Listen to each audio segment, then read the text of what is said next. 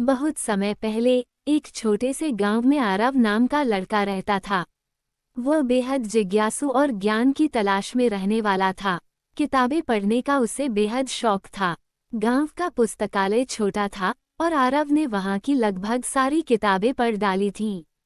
नई कहानियों और रोमांच की खोज में वह अक्सर अपने गांव के बाहर जंगल में घूमा करता था। एक दिन वह गहरे जंगल में जा पहुंचा। वहां उसे एक पुराना रहस्यमय मंदिर दिखाई दिया।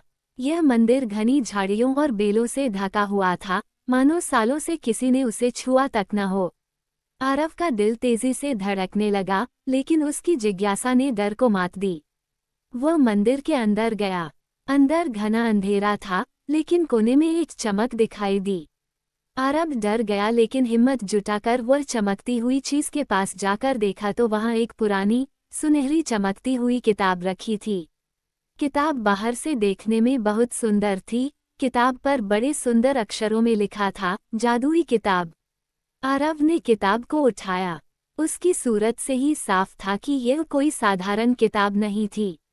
जैसे ही उसने इसे खोला, एक तेज रोशनी चारों ओर फैल गई। अब आरव बुरे तरीके से डर गया था, फिर वो हिम्मत जुटाकर वहीं खड़ा रहा।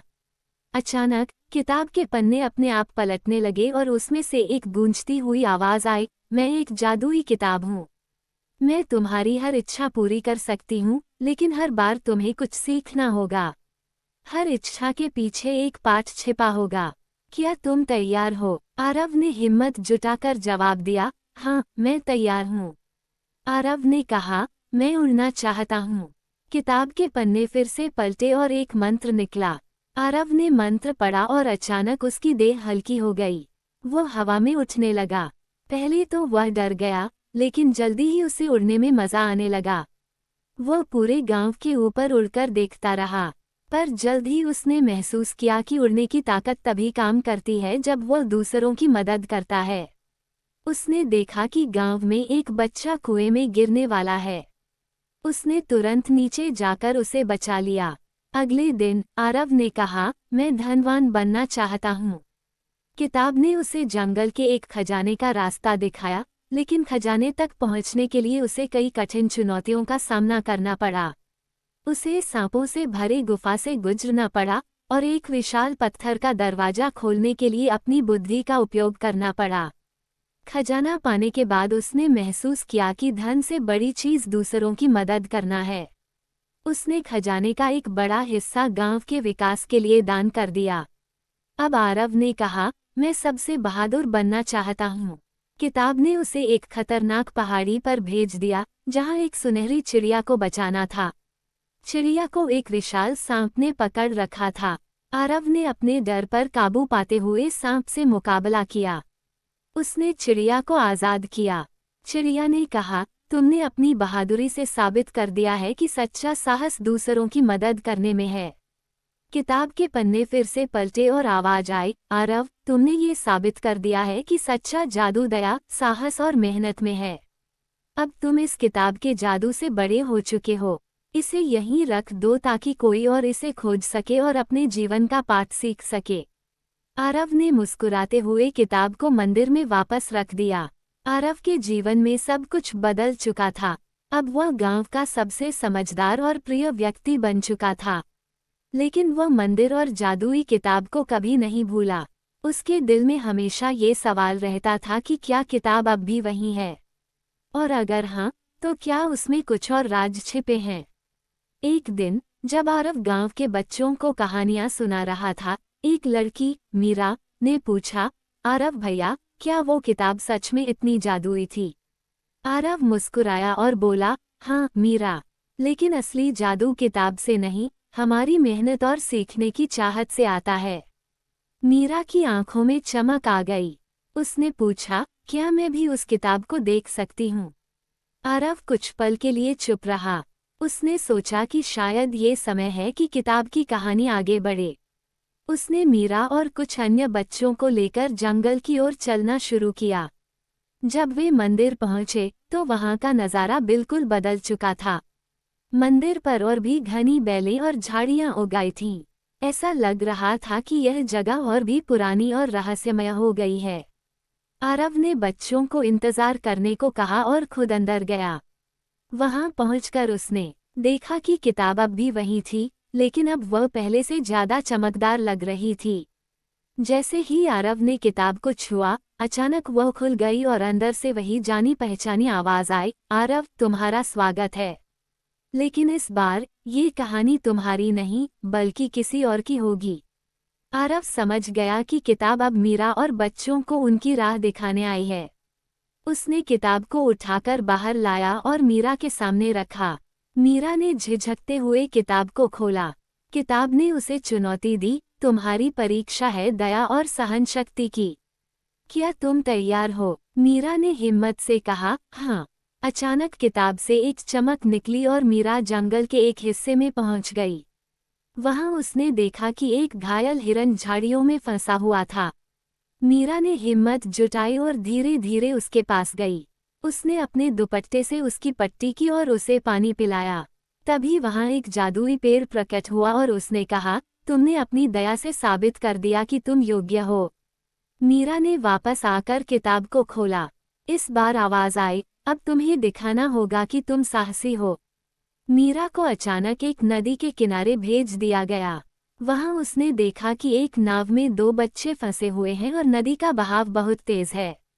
मीरा ने बिना समय गंवाए पास के एक रस्सी को पकड़ा और बच्चों को बचाने का प्रयास किया।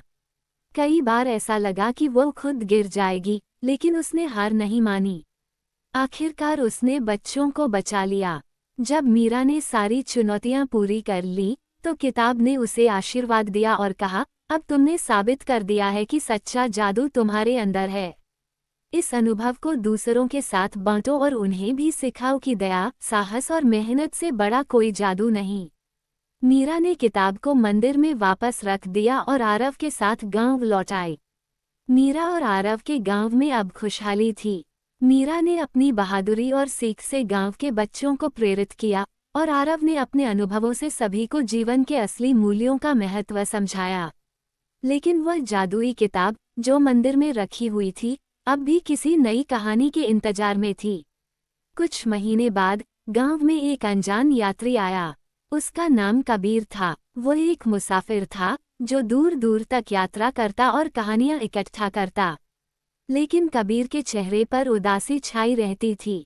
वो हमेशा अकेला और खोया खोया सा रहता। एक दिन कबीर ने मीरा और आरव से उस मंदिर और जादुई किताब की कहानी सुनी। उसकी आंखों में उत्सुकता जाग उठी। उसने पूछा, क्या मैं उस किताब को देख सकता हूँ? आरव और मीरा ने सहमति दी, लेकिन उन्होंने उसे चेतावनी दी, ये किताब केवल उन लोगों की मदद करती है जो सीखने और बदलने के लिए तैयार होते हैं। कबीर ने ठान लिया कि वह किताब को देखेगा। अगली सुबह वे तीनों मंदिर पहुंचे। जब कबीर ने किताब को छुआ, तो एक तेज रोशनी चारों ओर फैल गई। किताब खुली और उसकी गूंजती हुई आवाज आई, कबीर, क्या तुम अपनी यात्रा के लिए तैयार हो? याद रखो, तुम्हें अपनी कमजोरियों को स्वीकारना होगा और उन्हें दूर करने का साहस दिखाना होगा। किताब ने कबीर को उसकी पहली चुनौती दी, तुम्हें खुद पर विश्वास करना सीखना होगा। कबीर अचानक एक वीरान रेगिस्तान में पहुंच गया। वहां उसे एक नदी तक पहुंचने के लिए लंबे रास्ते पर चलना था, लेकिन रास्ता बहुत कठिन था। कबीर कई बार थक गया और रुकने की सोचने लगा। तभी उसने एक चिड़िया को देखा जो पानी की तलाश में रेगिस्तान में उड़ रही थी। चिड़िया की हिम्मत देखकर कबीर ने अपने डर को किनारे रखा और चलते रहा। अंत में उसने नदी तक पहुंचकर अपनी पहली चुनौती पूरी की। अब किताब ने कबीर से कहा, तुम्हें ये समझना होगा कि जीवन में दूसरों का महत्व क्या है। कबीर को एक अंधेरी गुफा में भेजा गया। वहां वह बिल्कुल अकेला था। समय धीरे धीरे बीत रहा था और अकेलापन उसे कमजोर बना रहा था।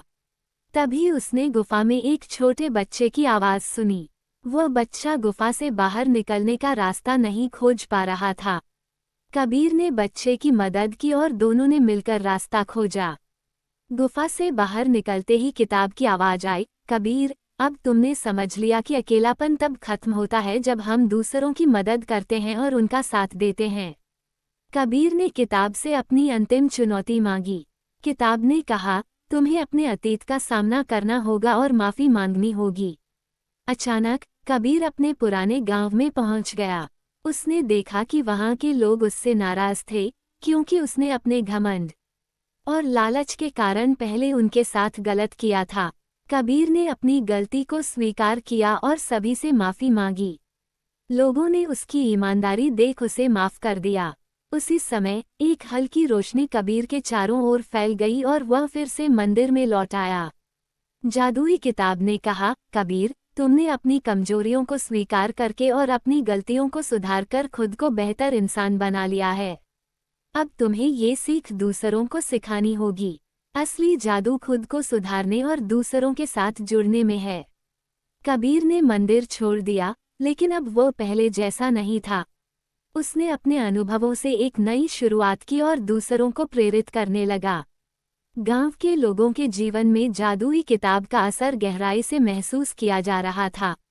हर बार जब कोई नई चुनौती और अनुभव लेकर मंदिर से लौटता, वह सिर्फ अपना नहीं बल्कि पूरे गांव का जीवन बदल देता। जादुई किताब अब एक पवित्र धरोहर बन चुकी थी, लेकिन इस बार किताब का सफर और भी खास होने वाला था। आर्यन, एक किशोर, जो पास के ही शहर से अपने चाचा के साथ गांव आया था। वह बहुत गुस्सैल और जिद्दी स्वभाव का था। आर्यन हमेशा हर चीज में जीतना चाहता था। उसका मानना था कि ताकत और अहंकार ही असली ताकत है। वह किसी की बात नहीं सुनता था और इसी कारण उसकी किसी से दोस्ती भी नहीं हो पाई थी। गांव में रहने के दौरान उसने जादुई किताब की कहानी सुनी। पहले तो उसने इसे मजाक समझा, लेकिन जब उसने मीरा, कबीर और रागिनी के बदले हुए जीवन देखे तो उसकी जिज्ञासा बढ़ गई। उसने ठान लिया कि वह भी किताब के रहस्य को जानेगा। आर्यन को पूरी रात नींद नहीं आई। वो जादुई किताब के बारे में सोचता रहा। सोचते सोचते कब रात निकल गई आर्यन को पता भी नहीं चला। आर्यन घर से निकल गया। अब वो गांव के बाहर आ गया था। आर्यन अब गांव से बहुत दूर घने जंगल में पहुंच गया था। उसे मंदिर का रास्ता पता नहीं था, फिर भी वो घने जंगल की ओर चलता गया। फिर अचानक से उसे दूर एक पुरानी झोपड़ी किसी कुछ चीज दिखी। वो और तेजी से उसके पास गया तो देखा वो वही पुरानी मंदिर था। आर्यन मंदिर के भीतर गया तो उसे चमकती हुई जादुई किताब दिखी। उसने किताब को उठाया और कहा, अगर तुम सच में जादुई हो तो मुझे सबसे ताकतवर बना दो। मैं इस दुनिया में सबसे बड़ा विजेता बनना चाहता हूँ। किताब खुली और वही गूंजती हुई आवाज आई, ताकत का सही अर्थ समझने के लिए तुम्हें 3 चुनौतियों से गुजरना होगा। ये तुम्हारी यात्रा है, आर्यन। क्या तुम तैयार हो? आर्यन ने बिना सोचे समझे जवाब दिया, मैं हमेशा तैयार हूँ। आर्यन को एक विशाल मैदान में भेजा गया। वहाँ एक बड़ा टूर्नामेंट हो रहा था, जिसमें उसे एक प्रतियोगिता में भाग लेना था। आर्यन ने सोचा कि वह अपनी ताकत और चालाकी से जीत जाएगा, लेकिन जैसे ही उसने प्रतियोगिता शुरू की, वह बार बार हारने लगा। वहाँ मौजूद लोग उसकी हार पर हंसने लगे। आर्यन का गुस्सा बढ़ने लगा। तभी एक बूढ़े व्यक्ति ने उसे कहा, जीतना जरूरी नहीं, बल्कि अपनी गलतियों को समझकर सुधारना असली ताकत है। आर्यन ने खुद पर काबू पाया और अपनी गलती को स्वीकार किया। उसने दोबारा खेल में हिस्सा लिया और इस बार वह जीत तो नहीं सका, लेकिन उसने अपनी मेहनत और लगन से सभी का दिल जीत लिया। अब किताब ने उसे एक गांव में भेजा, जहां एक भीषण तूफान के कारण सभी घर नष्ट हो गए थे। लोग परेशान और निराश थे। आर्यन ने देखा कि कुछ लोग मदद के लिए आवाज लगा रहे हैं, लेकिन वह सोचने लगा, मैं क्यों मदद करूं? यह मेरा काम नहीं है। तभी किताब की आवाज आई, सच्ची ताकत वह है जो दूसरों के जीवन को बेहतर बना सके। आर्यन ने सोचा और फिर मदद करने का निर्णय लिया। उसने गांव के बच्चों और बुजुर्गों को सुरक्षित स्थान तक पहुंचाया। उसने महसूस किया कि दूसरों की भलाई में ही असली संतोष और ताकत है। अंतिम चुनौती में आर्यन को एक ऐसे जंगल में भेजा गया, जहां हर रास्ता उसे बार बार भटका देता था। वह गुस्से से चीखने चिल्लाने लगा। तभी उसने देखा कि एक छोटा पक्षी उसे रास्ता दिखाने की कोशिश कर रहा है, लेकिन उसका गुस्सा इतना बढ़ गया कि उसने पक्षी को भगा दिया। कुछ समय बाद उसे एहसास हुआ कि गुस्से से समस्या और बढ़ती है। उसने शांत होकर पक्षी को बुलाया और उसका मार्गदर्शन स्वीकार किया। पक्षी ने उसे जंगल से बाहर निकाल दिया। जब आर्यन ने अपनी सभी चुनौतियां पूरी कर ली तो किताब की आवाज फिर से गूंजी, आर्यन, सच्ची ताकत न तो अहंकार में है, न ही गुस्से में। सच्ची ताकत दूसरों की मदद करने, अपनी गलतियों को स्वीकारने और अपने मन को शांत रखने में है। आर्यन ने किताब को धन्यवाद दिया और वादा किया कि अब वो अपने गुस्से और अहंकार को पीछे छोड़कर दूसरों के लिए जिएगा। आर्यन गांव लौटा और सबने देखा कि वो पूरी तरह बदल चुका है। अब वह गांव के बच्चों को सिखाता कि सच्ची ताकत क्या होती है। उसने अपने अनुभवों को सबके साथ साझा किया और गांव में एक नई प्रेरणा का स्रोत बन गया। मंदिर में किताब अब भी रखी हुई थी, किसी और की कहानी शुरू करने के लिए तैयार। हर नई चुनौती, हर नया पाठ, किसी और जीवन को बदलने के लिए तैयार था। सीख: हर जादू से बड़ी ताकत हमारे अंदर के गुण, साहस, दया और मेहनत हैं। यही असली जादू है जो हमें जीवन में आगे बढ़ाता है। सच्ची ताकत शारीरिक क्षमता या अहंकार में नहीं, बल्कि विनम्रता, दूसरों की मदद करने और अपने अंदर शांति लाने में है।